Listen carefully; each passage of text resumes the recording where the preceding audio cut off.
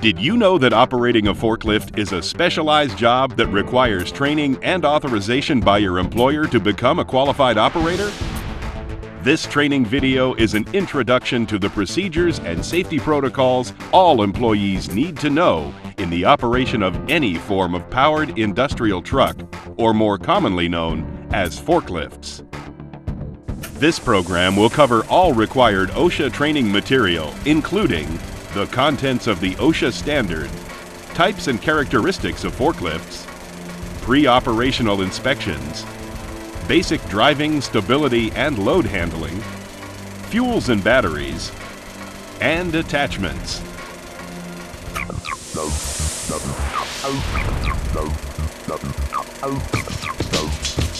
OSHA estimates that tens of thousands of employees are injured or killed due to forklift accidents, injuries, and deaths.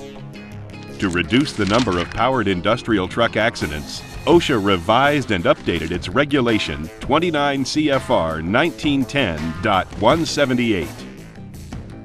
OSHA defines powered industrial trucks as any specialized industrial truck powered by electric motors or internal combustion engines.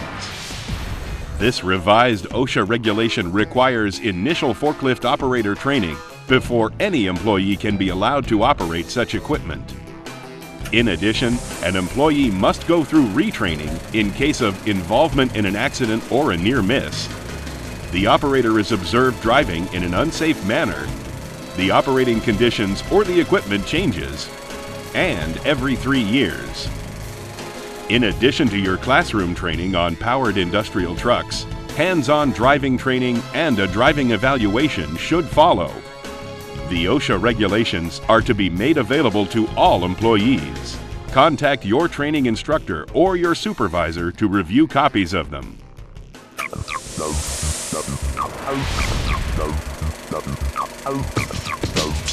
There are many different types and styles of forklift.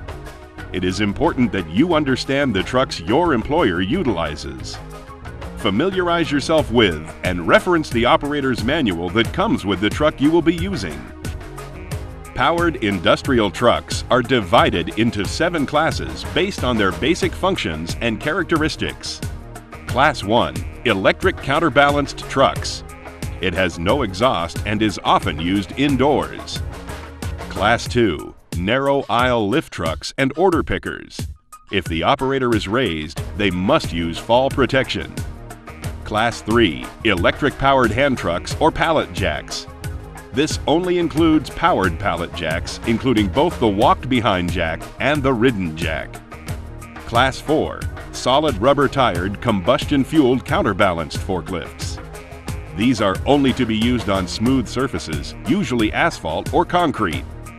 Class 5, pneumatic-tired, combustion-fueled counterbalanced forklifts. These can be used on unpaved surfaces, but not rough terrain.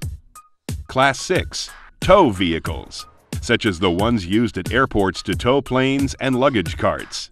These do not lift loads. Class 7, counterbalanced rough terrain forklifts. These are commonly used on construction sites. These 7 classes of powered industrial trucks were established based on their different handling and safety characteristics. It is important that you understand the specific type of vehicle you will be operating. You will only be able to operate the classification of truck that you've been trained on.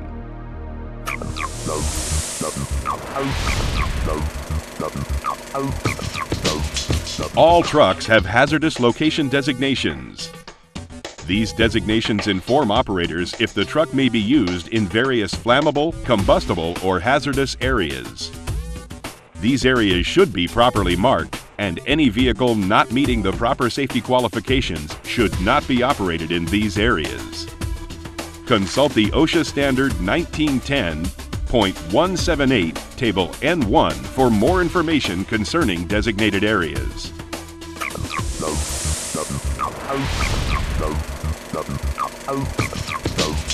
Before the start of each shift, equipment inspection should be done. If anything is found to be defective, the vehicle should be taken out of service. You should also notify your supervisor of the problem. To assist with your inspection of the equipment, an inspection checklist form should be used and is usually provided by your employer.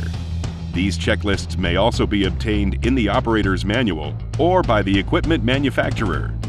A sample checklist has also been provided with this training program. The inspections checklist includes all safety items that need to be in working order. They include lights, horn, brakes, backup alarms, and seat belts. Other items to include in your inspection checklist are any moving parts, load supporting parts such as the mast, chains, and carriage, fluid levels, tires, steering, overhead guard, backrest, and any other items recommended by the manufacturer of the equipment. When conducting your equipment inspection, the first items to check are those that can be done without the engine running. If all these items check out properly, then move on to the items to be checked with the engine running. Put the forklift through its normal maneuvers and check all its functions. Be especially cautious not to place your hands in areas of moving parts or between the uprights of the mast.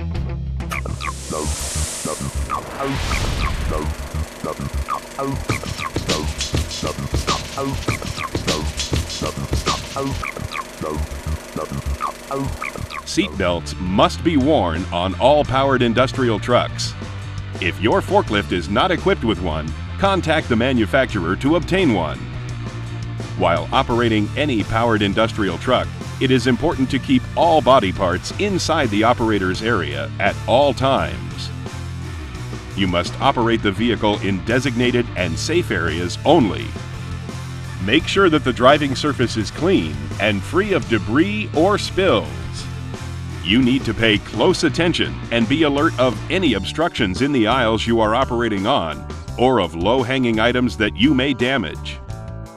You also need to be observant for lights, sprinkler heads, pipes, or other overhead items. Always maintain a safe speed. Forklifts should never be driven faster than would allow for a safe stopping distance. The maximum safe speed should be equivalent to a fast-paced walk. You should also gauge a safe operating speed based on driving conditions, pedestrians, and loads. When following behind another forklift, maintain a distance of 3 truck lengths. When coming to an intersection or a doorway, you should always slow down and alert others of your approach by sounding your horn.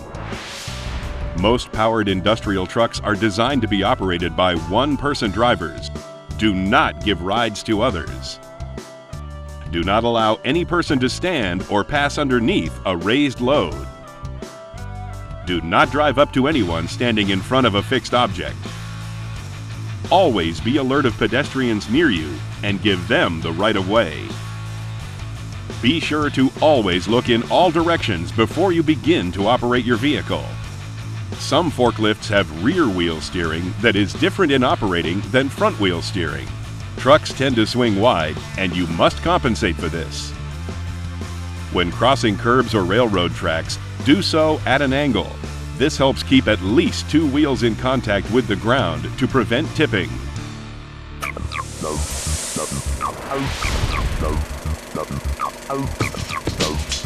Each forklift and attachment will have a permanent nameplate that states its rated capacity. These nameplates should be easily readable, and the rated capacity should never be exceeded. A forklift's rated capacity is based on the fulcrum principle. Like a seesaw, the front wheels are the base of the fulcrum. If the load is too heavy or too far from the fulcrum, the forklift will tip forward. The stability of each forklift is determined by ever-changing factors based on the stability triangle of the forklift. The front axle acts as the base of the triangle and supports the weight of the load. The sides of the stability triangle meet at the point where the forklift steers, either at a single wheel or in the middle of the steering axle on the 4-wheeled models. The center of gravity for the forklift is changed by the load and by momentum. The forklift will tip over if either of these factors force the center of gravity outside the stability triangle. Each load has its own load center. This is the center of its weight mass. This distance greatly affects the load capacity of forklifts. The nameplate will state the load center measurement in which the capacity is based. In most cases, this is 24.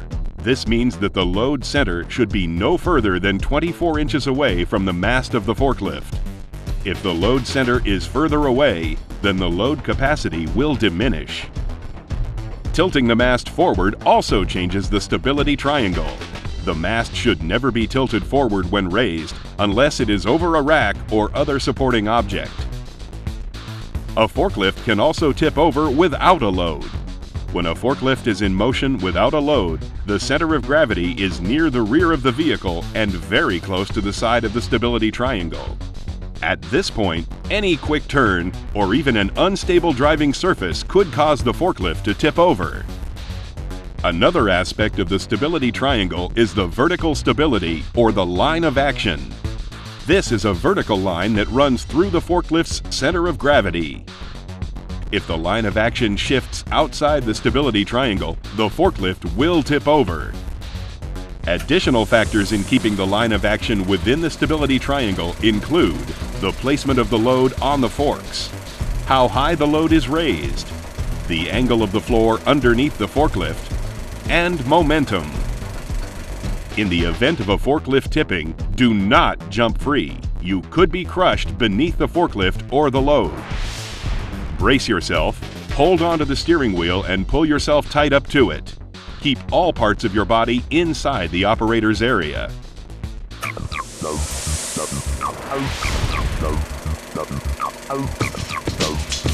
Before picking up a load, it should be inspected to make sure it is properly secured and won't shift during travel. You also need to make sure the load is within the weight limit for your forklift. When approaching a load, stop about 12 inches before reaching the load. Make sure your forks are adjusted as wide as possible for the load. Square up on its center and level the forks at the height appropriate for lifting the load. Drive slowly forward until the load rests against the mast. Lift the load high enough to clear the floor or rack, and then tilt the mast back slightly to a traveling position. If necessary, lower the load to a few inches above the ground so as to clear all objects while traveling. If the load obstructs your view, drive in reverse or use a spotter to make sure your pathway is clear and safe.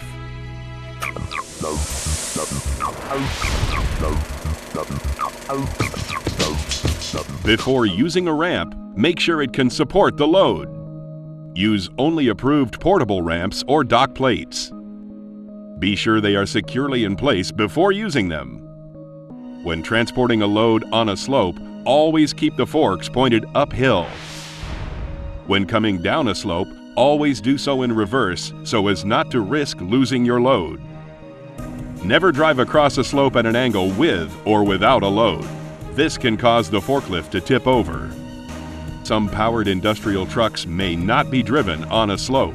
Please consult the operator's manual for more information. Before driving onto a rail car, truck, or trailer, set the vehicle's brakes. Next, block its wheels.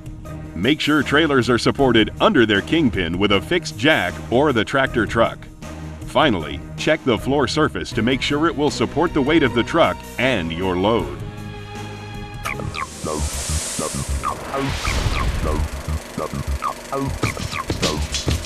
If you are going to be away from the forklift at a distance of 25 feet, the vehicle needs to be shut off.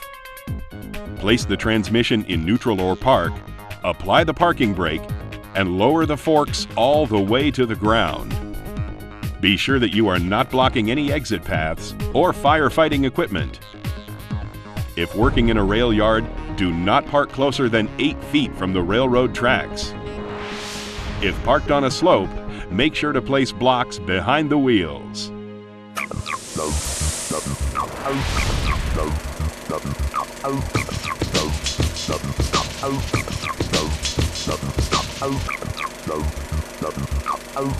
Before operating an electric-powered truck, make sure the battery connections are on tight. Next, check the battery's electrolyte level. Be sure to use personal protective equipment such as eye protection, face shield, and gloves. The battery should be removed from the vehicle, or the battery compartment needs to remain open while charging. When charging batteries, be sure to do so in designated no smoking areas. Charging batteries produces flammable hydrogen gas, so use care to avoid causing sparks or flames. You need to leave the charger off until you have connected it to the battery, and again have it off when you disconnect it from the battery. When replacing a battery, make sure to secure it in place. A loose battery during operation can overturn a vehicle.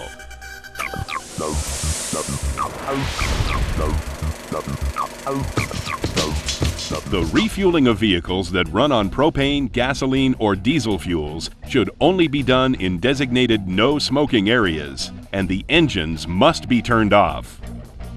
For propane-fueled trucks, remove the propane tanks prior to refilling. After refilling, make sure the tank location pin is properly aligned before securing the tank to the truck. All combustion-fueled trucks should have an annual emissions test to monitor their emission levels. This is especially important for trucks operated indoors. Be sure the work area you are in is well ventilated to prohibit the buildup of carbon monoxide.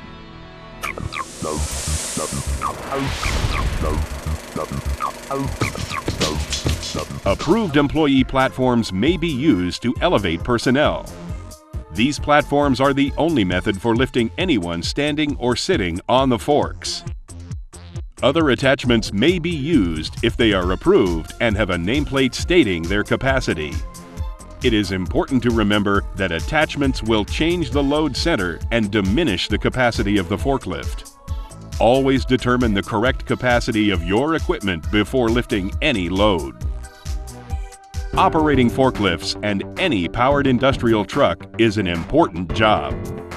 Use the knowledge and skills presented in this video to operate forklifts in a professional and safe manner.